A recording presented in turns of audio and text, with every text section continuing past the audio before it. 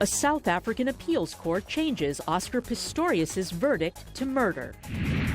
A closer look at the difficulties of living with disabilities on the continent. And Prince Harry speaks out against wildlife slaughter. Africa 54 starts right now. Good evening and welcome. I'm Vincent Makori. This is Africa 54. In a surprising turn of events, South Africa's Supreme Court of Appeal has convicted double amputee athlete Oscar Pistorius of murder, overturning his earlier conviction of culpable homicide, South Africa's equivalent of manslaughter, for which he had received a 5-year sentence. A court justice explained why the case was revisited. The principles of dolus eventualis, including error in objecto, were incorrectly applied to the facts found to be proved relevant to the conduct of the accused. And 2, the trial court did not correctly conceive and apply the legal principles pertaining to circumstantial evidence. Well, the court announced its ruling Thursday in the case against Olympic star who was convicted last year of the 2013 shooting death of his girlfriend, River Steenkamp, whose family was in court Thursday. Now, the case now goes back to the trial court for it to determine a new sentence.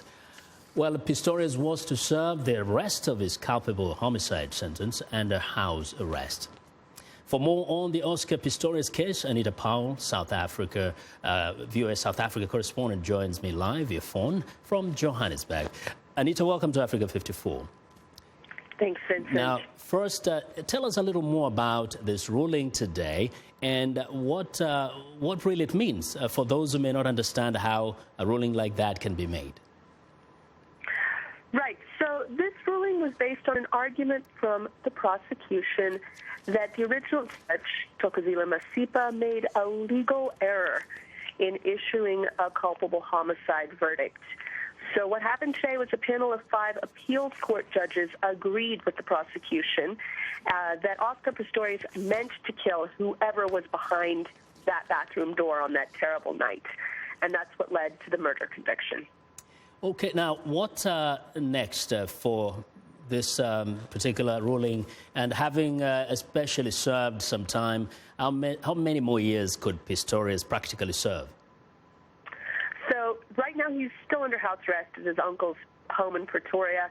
He'll stay there until he goes back to trial court for the sentence. As for the sentence, the minimum sentence for murder is 15 years, but, you know, he's already served some time and he could get out earlier for good behavior, as he did with the culpable homicide sentence. So all of that will be taken into account. Has there been any reaction from Pistorius himself or his family? So his family put out a really terse statement saying that they, quote, took note of the ruling and they wouldn't say anything more about it. So that's really where they are right now. And what has been the reaction across South Africa? Well, it's still trickling in, and as always, the reaction is mixed. But the sentiment when he was originally convicted of culpable homicide was largely outrage that it wasn't sufficient. So I think a lot of people today in South Africa are saying that they feel that justice was done. And just to recap this, did the judge here say the initial judge made a mistake? Okay, well, he was very, Justice Eric Leach was very polite about this. He acknowledged that Judge Thokozile Masipa did excellent work. He praised her thoughtful work, acknowledged that she was under pressure. But the fact that he has overturned her ruling, yes, means that he and the other 4 judges, who voted unanimously, by the way, to overturn her verdict, that they think she was wrong, yes. Well, Anita, thank you very much. VOA's Anita Powell reporting live from Johannesburg. Now, the United States says it will significantly increase the number of refugees it accepts from around the world over the next couple of years. While the recent focus has been on Syrian refugees, members of the U.S. African diaspora hope more African refugees will also be accepted as they equally flee from wars and oppression. Elizabeth Lee reports from Los Angeles. On the edge of downtown Los Angeles, a group of people, mainly from the Democratic Republic of Congo, gather here once a week for a little piece of home. About 1/3 of them arrived in the U.S. as refugees. Sometimes it's very difficult, and it's a very long process, and we never know when you start the process when it's going to actually end up in, the person actually coming to the States. On this Sunday, Camille Tutu is talking about the work he's been doing to help the Congolese people back home in a country plagued by war and violence. There are militia groups all over the eastern part of Congo, but again, when I say militia, people don't understand. Let me say there are ISIS all over, and then people will understand. If I say there are Al-Qaeda and Taliban all over, then people will understand. But this has been going on for the past 25 years. Tutu's homeland is not the only African country in turmoil. The whole country is continent, I wanted to say, is in big turmoil. So when we are seeing Africans really running for their lives, I don't know why many times the international community closes its eye. In 2015, about 1/3 of all refugees who arrived in the U.S.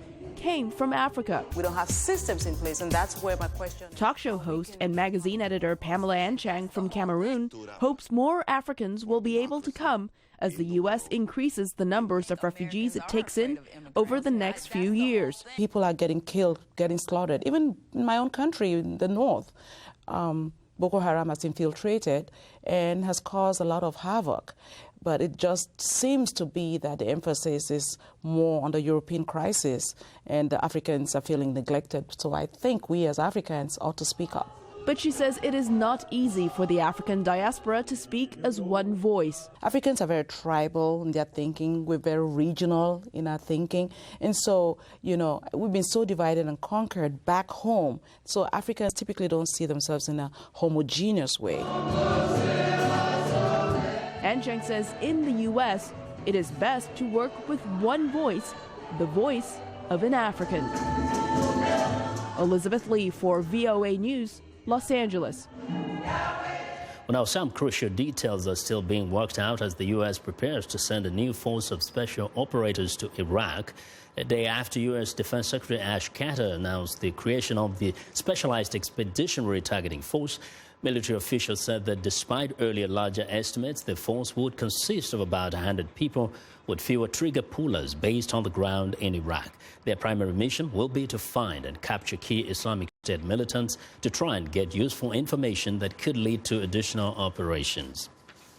Well, authorities in San Bernardino, California have confirmed the identities of the two suspects in Wednesday's shooting spree at a social services agency that left 14 people dead and 17 others injured. This is the 355th mass shooting in the United States this year. VOA's Richard Green has the details. San Bernardino County Health Department employees were enjoying a holiday party at the Inland Regional Center, 90 kilometers east of Los Angeles, when a man and a woman armed with assault rifles and semi-automatic handguns stormed the room and opened fire. San Bernardino Police Chief Jared Burguan identified the shooters as 28-year-old U.S.-born Saeed Farouk and 27-year-old Tashfeen Malik, who were either married or engaged. Mr. Farouk is a county employee. He works with his title as an environmental specialist in the public health department, has been employed there for 5 years. He was at the party. He did leave the party early under some circumstances that were described as angry or something of that nature. The assailants were tracked by police to a residence in a nearby town. A car chase between police and the suspects ended in a gun battle that left Farouk and Malik dead. I think that based upon what we have seen and based upon how they were equipped, there had to have been some degree of planning that went into this. So I don't think they just ran home, put on these types of tactical clothes, grabbed guns, and came back on a spur-of-the-moment thing. Farouk's brother-in-law, Farhan Khan, offered condolences for the victims at a news conference held by the Los Angeles chapter of the Council on American Islamic Relations. I am in shock that something like this could happen.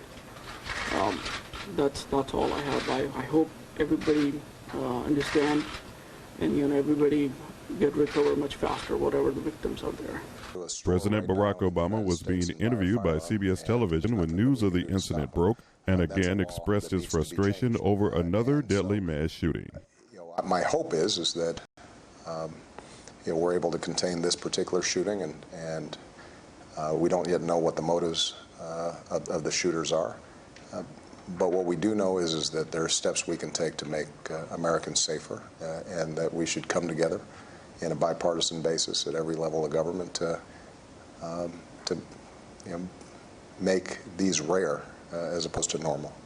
We should never think that this is something that just happens in the ordinary course of events, because it doesn't happen with the same frequency in other countries.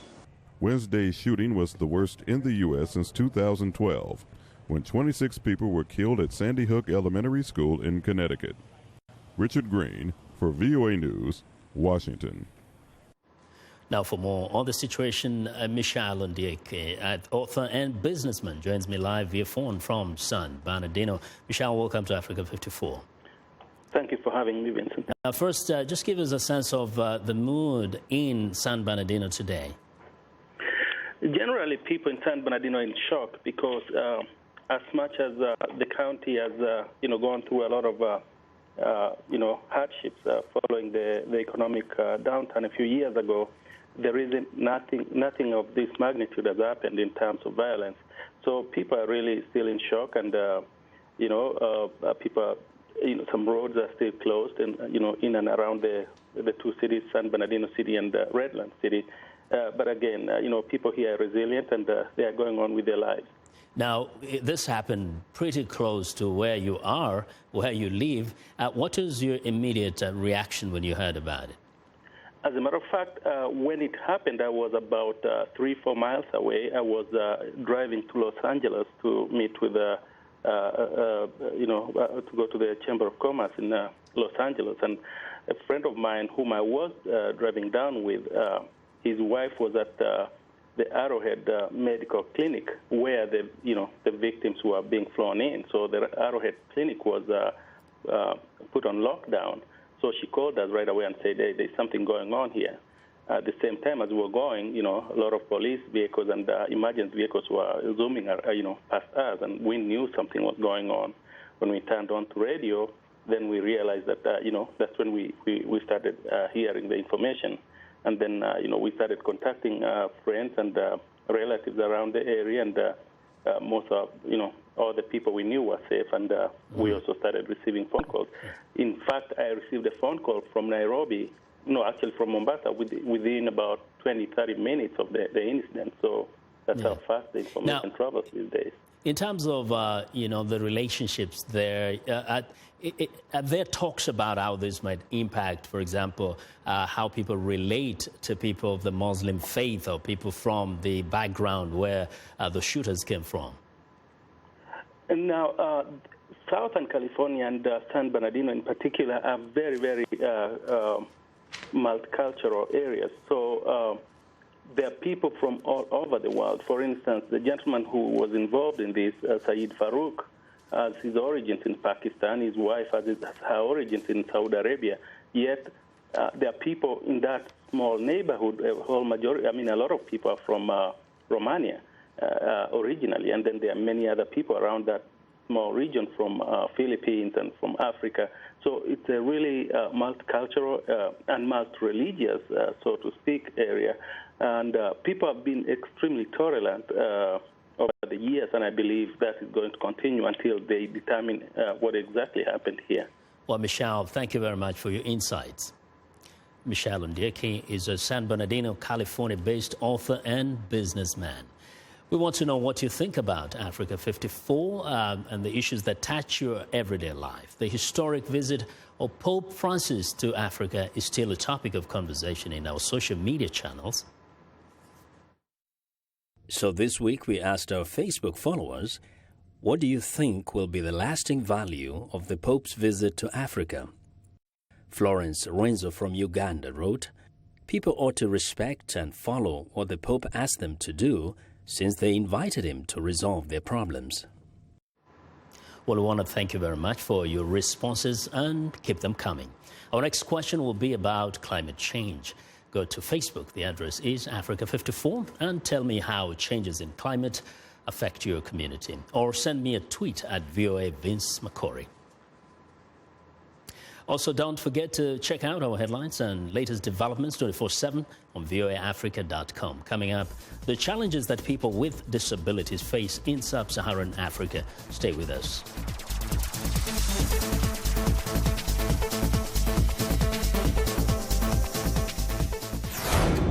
This is BizBeat. The biggest consumer of champagne is France, of course, but other markets are emerging in places such as the UK, Africa, the United Arab Emirates, and Japan. And consumers in these markets are not all the same. Vincent Makori is the CEO of Comité Champagne. The Japanese market is also very selective. They like small is beautiful in Japan, and they like the variety, the diversity of these very original wines. You have other markets in Europe. The tightly regulated champagne industry is challenging suppliers to cultivate new ways to meet new demand, mostly in the export market. Once again, Vincent Makori. There is more and more research on the product itself to adapt this product to the new class of consumers all over the world. South Africa's bubbling consumption spiked 22% in 2014 in what was a near record year for champagne sales worldwide. For VOA's BizBeat, I'm Philip Alexio.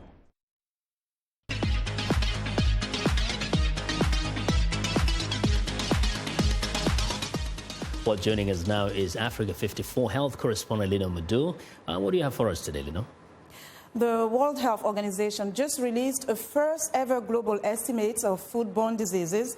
The study is based on foodborne diseases caused by 31 agents, bacteria, viruses, parasites, toxins, and chemicals. But there are more than 200 agents known to cause such illnesses.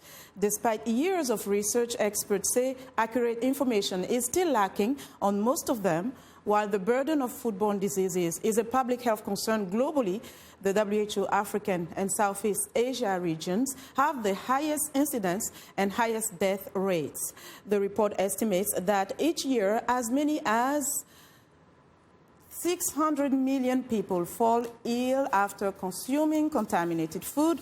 420,000 die, including 125,000 children under the age of 5 years. Diarrheal diseases are responsible for 70% of foodborne diseases in the African region. Joining us via phone from Geneva, Switzerland, for more on the subject is Dr. Kazuaki Miyagishima, Director of the World Health Organization's Department of Food Safety and Zoonosis. Dr. Miyagishima, welcome to the program. Thank you for your invitation. Hello to everyone. Hello. Tell us this. This is a new report that just came out. What do you make of it in terms of the scope of the problem? Well, as you just mentioned, the foodborne disease is a very, really unfortunate illness because we all have to eat to survive. And if you get sick because of the food you eat, that is very, very unfortunate. And all foodborne diseases are actually preventable. So somebody has to take a right action to prevent a disease, prevent diseases in consumers. And unfortunately, African continent, as you just mentioned, carries the highest burden. Overall, every year in the world, about 420,000 people die. But actually, one person out of 3 who die lives in Africa. So when we look at the African region, what are some of the common foods that are causing these illnesses? Yeah, the majority of the illnesses caused by contaminated food in Africa are due to diarrheal diseases caused by agents such as Salmonella, pathogenic Escherichia coli, or cholera. But there is a significant contribution of chemical contaminations, such as cyanide in bitter cassava or aflatoxin in grains.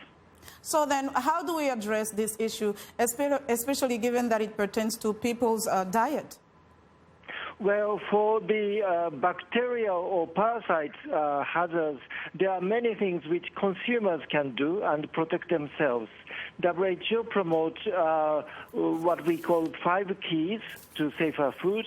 That is to say, keep clean, your hands and the kitchen surface, separate raw and cooked material to avoid cross-contamination, cook thoroughly to kill bugs at high temperatures, and after cooking, keep food at safe temperature, either in a fridge or above 60 degrees Celsius to prevent bugs to grow, and finally use safe water and raw materials. And quickly, Dr. Miyagishima, what's the way forward after this report? Well, we very much want to mobilize the political attention. Until now, nobody had the clear idea about the real magnitude of foodborne diseases. Now that we have quantified, we have estimated the death toll as well as the illness incidence, I think this will help governments to really mobilize political will and resources which food safety deserves. Okay, Dr. Miyagishima, thank you so much for joining us. And Dr. Kazuaki Miyagishima is director of the World Health Organization's Department of Food Safety and Zoonosis. Now we turn to a different topic. People with disabilities often face stigmatization, which affects their self-esteem. As a result, many of them give up hope of achieving their dreams. VOA's Solomon Abo takes a closer look at the state of persons with disabilities in sub-Saharan Africa and has our report. The vast majority of Africans with disabilities are excluded from schools and employment opportunities and live in abject poverty. School enrollment for persons with disability is estimated at 5 to 10%. Thomas Kwadjo is a graduate student at Harvard University and narrates his experiences growing up in Ghana with disability. When I was in school, I have to go back home and report the issue to my mom. Mom, I don't like the way my colleagues are treating me in school. They laugh at me. Some people even throw stones at me because I walk in a different way. Kwadjo blames the stigma on persons with disabilities on outdated traditions. Coming from Africa, we have so many perceptions, how our tradition tells us, oh, this person, because he walks in this way or talks in this way or because he cannot see, he's been cursed by the gods. So we have to throw him away. Despite the many challenges, Kwadjo believes that giving opportunities to people with disabilities can contribute significantly to the society. According to the United Nations statistics, we have over 80 million people who are disabled in Africa. And part of this population, we have about 10 to 15% who are in the school. Which is like, we have to help these people to rise up. There are full potentials in them. Health experts are now doing research on the link between poverty and disability, the effects of malnutrition on health and intellectual development, and hope to use their findings to design effective intervention programs as well as demonstrate that disability is not inability. Solomon Abo, VOA News, Washington. And that's our Africa Health Report for today. Back to you, Vincent. Well, thank you very much for joining us today, Linord. Be sure to watch for Linord Moudou every Tuesday and Thursday for the latest health news in Africa right here on Africa 54. Well, it's time now for a short break. Still to come on Africa 54, Prince Harry reaps poachers on his South Africa trip. We'll be right back.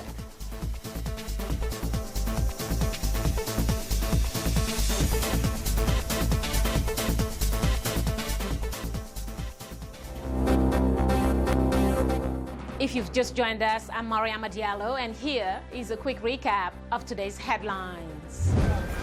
In Cameroon, the army conducted a 3-day operation last week that freed at least 900 hostages and killed 100 Boko Haram soldiers. In South Africa, the Supreme Court of Appeal finds Oscar Pistorius guilty, overturning previous lesser charge. He now faces 15 years in prison. Lead the agreement. In South Sudan, the head of the UN peacekeeping operation calls for more international support to resolve the South Sudan crisis. In Nigeria, engineering students from the University of Lagos build electric car to promote the development of alternative fuel options in the country. That's all for today. Thanks for watching. We'll see you next time.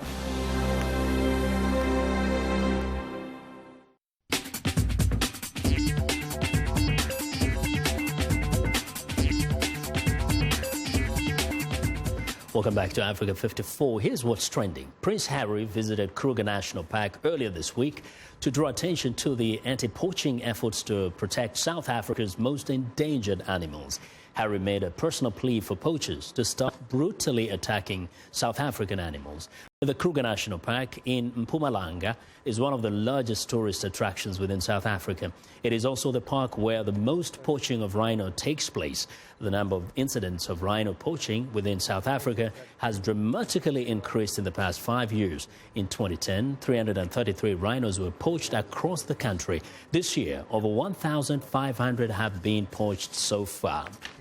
Well, next up, if you wanted to get lips like Kylie Jenner, you're going to have to try again around Christmas time. The reality TV personality and social media celebrity, who has over 43 million followers on Instagram, just unveiled her new lip kit earlier this week, and it immediately sold out because every lipstick she wears sells out.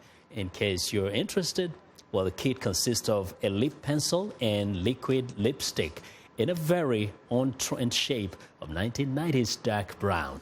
The lip kit sold out in less than a minute and crashed her website. Well, and finally, at a high-security facility in the Midwestern state of Colorado, military personnel are preparing their radar, satellites, and surveillance aircraft to track a Santa Claus annual journey from the North Pole to deliver presents to homes around the world. Each December, the North American Aeroscope Defense Command, or NORAD, turns its vast military resources to keeping tabs on the most anticipated visits of the season. Children and civilians can also keep an eye on Santa's progress through NORAD's website at noradsanta.org, and a special NORAD Santa application available for use on tablets and smartphones.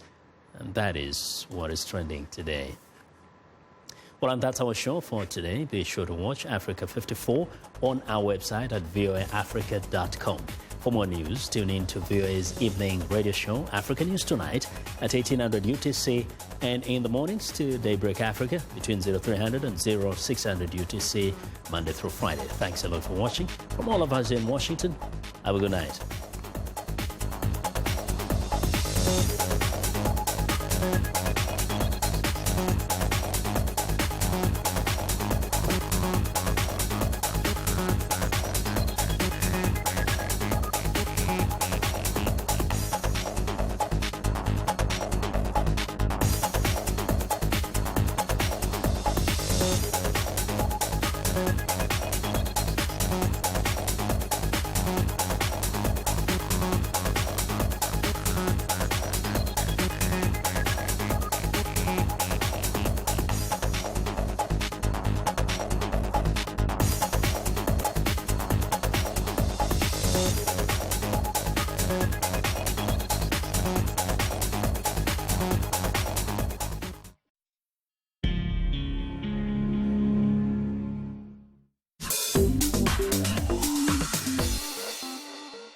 Welcome to English in a Minute. When you're listening to American English, you might hear this phrase. Out of your mind. Is someone who is out of their mind thinking straight? I just got 2 tickets to see Paul McCartney in concert. Want to go with me? Oh my gosh, that would be so cool. How much were the tickets? $200. I bought them from someone, so I had to pay a little more. Whoa, are you out of your mind? Sorry, but I'm not going to pay that much. Out of your mind means you were a little crazy or not thinking straight. This is an informal saying. Sometimes it can be said in anger, but you can also say this to a friend in a humorous way. You must be out of your mind. And that's English in a Minute.